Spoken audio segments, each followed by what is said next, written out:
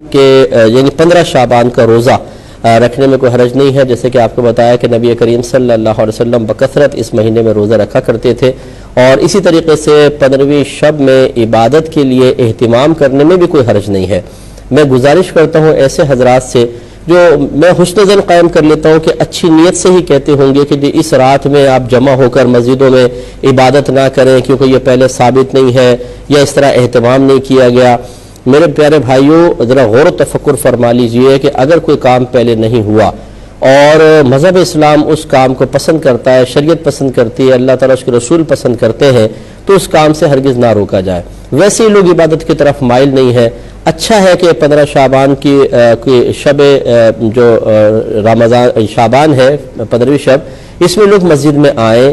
اچھا ہے کہ آپ اہتمام کریں، کوئی اچھا اصلاحی بیان رکھیں تاکہ لوگ وہاں پر آئیں اور اس اصلاحی بیان کو سن کر پھر پورے سال کے لیے نمازی بن جائیں۔ اب اگر یہ کہا جائے کہ یہ پہلے تو یہ تھا نہیں، اب اس طریقے سے اہتمام، تو دیکھیں نوافل پڑھنا پہلے بھی تھا، اب بھی ہے، درود شریف پڑھنا پہلے بھی تھا، اب بھی ہے، قرآن پاک پڑھنا پہلے بھی تھا، اب بھی ہے، راتوں کو جاگنا پہلے بھی تھا، اب بھی ہے۔ لیکن اگر آپ کہیں گے خاص 15ویں شعبان کو ہی کیوں، تو اس میں کوئی حرج نہیں ہے کہ اگر لوگ کسی مخصوص وقت کو عبادت کے لیے خاص کر لیں لیکن اسے شریعت کے لازم کردہ کی طرح لازم نہ سمجھیں، اس میں کوئی حرج نہیں ہے۔ آپ بھی تو شادی بیاہ کی تاریخیں فکس کرتے ہیں نہیں کرتے ہیں؟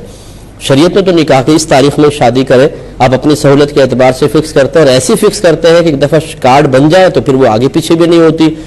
اس تخصیص کی کیا شرعی حیثیت ہے؟ شادی کرنا سنت کریم، اگر آپ کا جو دنیاوی معاملہ ہے آپ کے لیے دنیاوی ہوگا، ہمارے لیے تو یہ بھی عبادت ہے۔ ہمارے نبی کریم صلی اللہ علیہ وسلم ارشاد فرما رہے ہیں، چلے میں اور آگے چل لیتا ہوں۔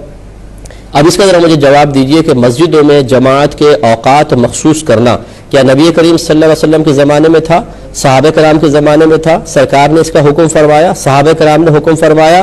تو پھر آپ نے 5 نمازوں کی جماعت کے اوقات کیوں مخصوص کر رکھے ہیں؟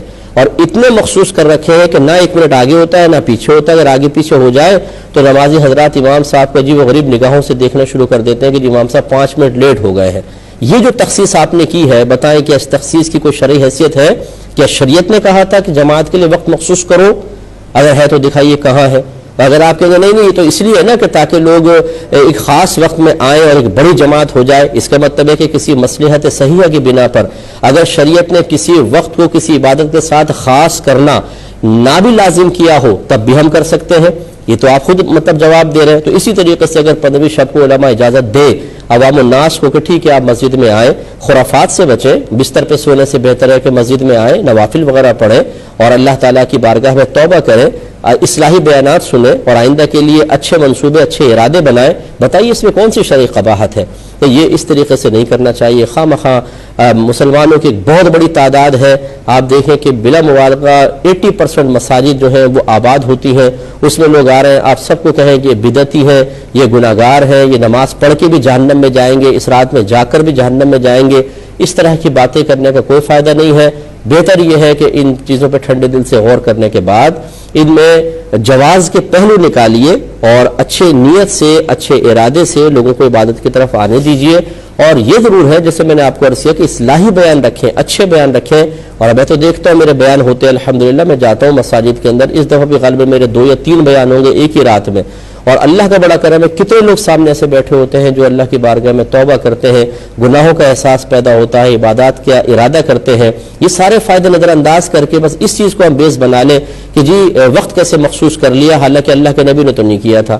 تو جماعت کے لیے وقت مخصوص کر لیں کوئی بات نہیں، شادی بیاہ کے لیے کر لیں کوئی بات نہیں، ولیمے کے لیے کر لیں کوئی بات نہیں۔